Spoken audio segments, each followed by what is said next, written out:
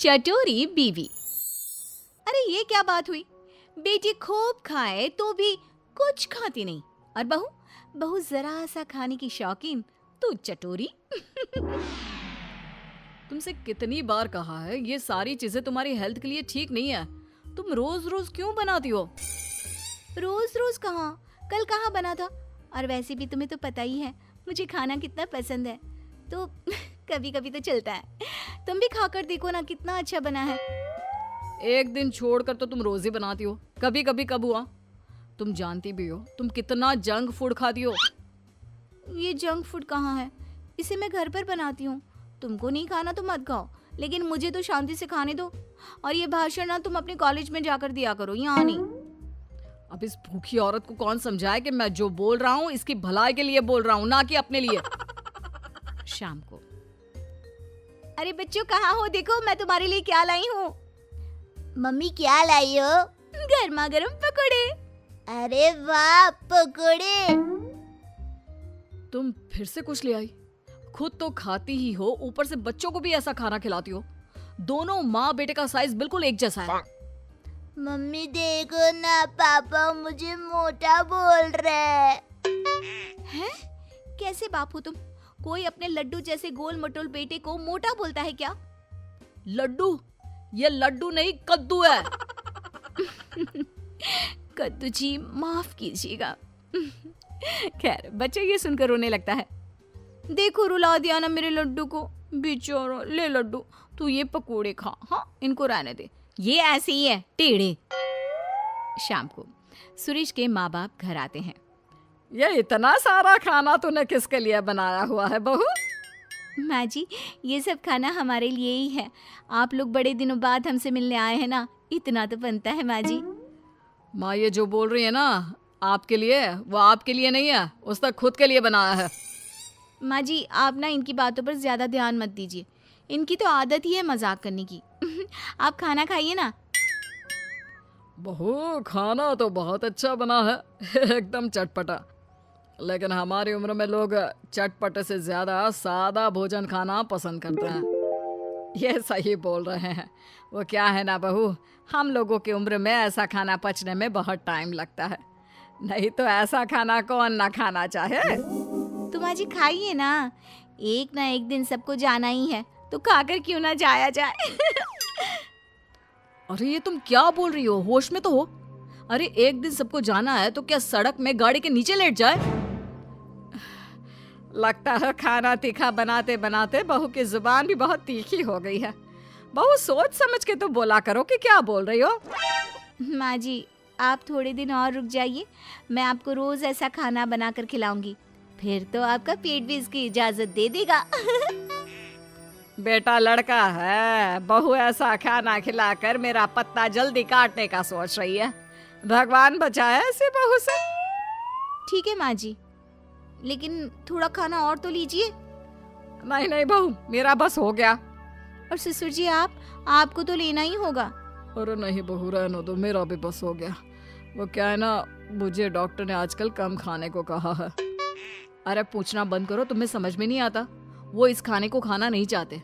ये खाना हम ही क्या, अगर कुत्ते बिल्ली को भी खाने को दोगी ना तो वो भी ना खाए, इतना तीखा है। तुम तो अपना मुंह बंद ही करो, तुम लोग नहीं खाओगे तो क्या हुआ, मेरा प्यारा बेटा जरूर खाएगा।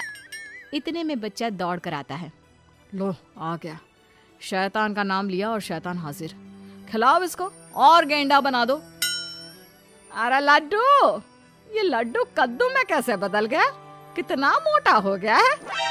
सच्ची दादी मैं मोटा हो गया क्या? लेकिन माँ तो बोलती है मैं वैसा का वैसा ही हूँ, 1 इंच भी नहीं बढ़ा। अरे कितना कमजोर है मेरा बच्चा, हाय मेरा बच्चा। सच कहा, तुम्हारी माँ ने तुम्हें 1 इंच भी नहीं बढ़ने दिया, बस पेट बाहर आता जा रहा है।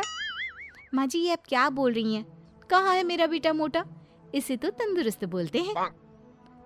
तब तो मुझ जैसे को हड्डी बोलते होंगे ना। आप सभी लोग ना मेरे बेटे और मेरा मजाक मत उड़ाइए। चल बेटा हम चलते हैं हमारे कमरे में, वहीं जाकर खाएंगे। ऐसे ही सुरेश की बीवी कुछ न कुछ नया बनाकर खाती रहती थी, लेकिन एक दिन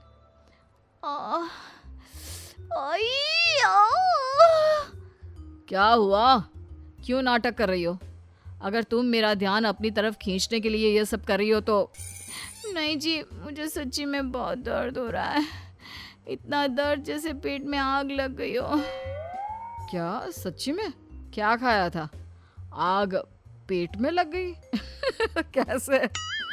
मैं दर्द से परेशान हूँ और आपको मजाक लग रहा है। मैं ये दर्द नहीं सह पाऊंगी। मुझे डॉक्टर के पास ले चलिए प्लीज। पागल, डॉक्टर के पास नहीं, तुझे तो किसी खाने के ठेले में खड़ा कर देते हैं। क्यों? वहीं जाकर तुम ठीक हो जाओगी। सुरेश अपनी बीवी को पास के हॉस्पिटल ले जाता है और उसे दिखाता है। डॉक्टर जी, क्या हुआ है? मेरी बीवी को ऐसा क्यों लगता है जैसे उसके पेट में आग लगी है? कहीं ये... पति डर सा जाता है, लेकिन तभी अरे नहीं नहीं, कुछ नहीं। वो क्या है ना, लगता है आपकी बीवी कुछ ज़्यादा ही तीखा खाना खाती है। अब आजकल की औरतें कहाँ ऐसा खाना खाती हैं, लेकिन अब इसी के कारण इनके पेट में इन्फेक्शन हो गया है। अच्छा, तो डॉक्टर ये इन्फेक्शन सही कैसे होगा? ये तो तीखा खाना छोड़ ही नहीं सकती। नहीं छोड़ सकती तो क्या होता है? अरे भैया, इनको तीखा और बाहर का खाना बंद करना ही होगा, नहीं तो ये इन्फेक्शन फैल गया तो अच्छा नहीं है। इसका ऑपरेशन करना पड़ेगा। फिर तो ये गजब सा फिगर है ना भाभी जी का वो अम्मी जी जैसा हो जाएगा। बाकी भाभी जी की मर्जी। नहीं नहीं, मैं मोटी आंटी जैसी नहीं बनना चाहती। पर डॉक्टर साहब, अच्छा मैं ये सब खाना छोड़ दूंगी। पति डॉक्टर को देखता है और फिर तुमने सुना डॉक्टर की बात? तुमसे कितनी बार कहा मैंने, लेकिन तुम नहीं मानी। अब कर दी ना अपनी तबीयत खराब। और खाओ तीखा चटपटा खाना। तुम अब चिढ़ाओ मत मुझे। अच्छा तुम ये डॉक्टर से पूछ कर आओ ना कि हफ्ते में 1 दिन खा सकते हैं क्या। उस वक्त तो डर के मैंने बोल दिया था, लेकिन अब मुझे मुश्किल लग रहा है। यहाँ जान पर बनाई है और इसको खाने की पड़ी है। अभी भी आधी रात को मेरी नींद खराब कर तुमको अपने खाने की चिंता हो रही है। यार कुछ तो सुधर जाओ। तभी सास बच्चे को लेकर आती है। बेटा, ये छोटू भी पता नहीं क्यों पेट पकड़ कर बैठा है, जरा देख ले। अब इसे क्या हो गया? माँ, मुझे तो डर लग रहा है कि कहीं इन दोनों का ही ऑपरेशन ना करवाना पड़ जाए। अरे पर तू पैसे कहाँ से लाएगा? वैसे बहू के गहने हैं ना, उसे बेच सकते हैं हम। नहीं नहीं, मेरे गहनों की ओर ना देखना। मैं वादा करती हूँ, मैं चटोरे खाने की ओर नजर भी नहीं लगाऊंगी।